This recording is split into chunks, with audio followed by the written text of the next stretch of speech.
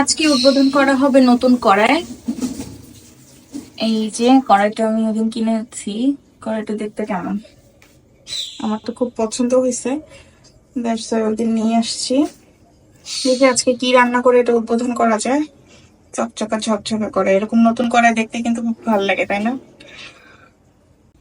যেহেতু আমার পছন্দের ইলিশ মাছ, সেহেতু ইলিশ মাছ দিয়েই ভাবছি নতুন কড়াইটা উদ্বোধন করব। আপনারা কি বলেন?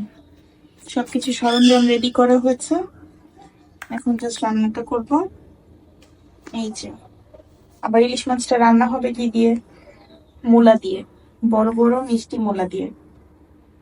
কড়াইয়ে চলে গেল এতগুলো সরিষার তেল, আর এই যে কালি জিরা আর জিরার ফোড়ন। নতুন কড়াই রান্না করার একটা ইমোশন, তাই না?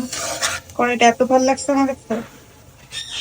মজার ব্যাপার বলবো, রূপালি কালার কড়াই আর তাতে রান্না হবে রূপালি ইলিশ মাছ। কম্বিনেশনটা কেমন হলো বলেন তো? আমার কিন্তু খুব মজা লাগছে। এই তো মশলাটা খুব সুন্দর করে কষিয়ে নিচ্ছি। আর এই যে সরিষা তেলের রান্নার যে একটা সাথে যে ড্রপগুলো ওঠে, এটা আমার তো মজা লাগে।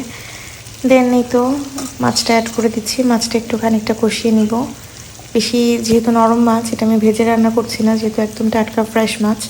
সো দ্যাটস ওয়াই হচ্ছে এটা আমি ভাজবো না, একটু জাস্ট কষিয়ে নিব, কষিয়ে উঠিয়ে রাখবো।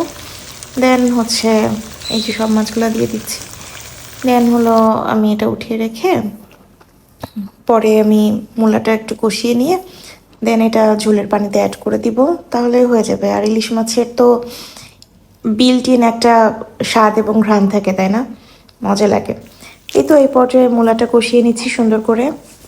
এখন কেউ কেউ আবার বলতে পারেন মূলা দিয়ে আবার মাছ রান্না করা যায়, ভালো লাগে খেতে? এটা কেমন লাগবে? মজা লাগে ভাই, রান্না করে খেয়ে দেখেন, মজা লাগবে।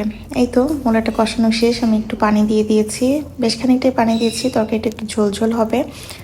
তো এই তো এটা কষিয়ে নিয়ে দেন হচ্ছে অ্যাড করে দিলাম। এই তো হয়ে গেল মজাদার ইলিশ মাছ দিয়ে মূলার ঝোল। Bye bye. কেমন লাগলো রেসিপিটা জানাতে ভুলবেন না। আল্লাহ হাফেজ।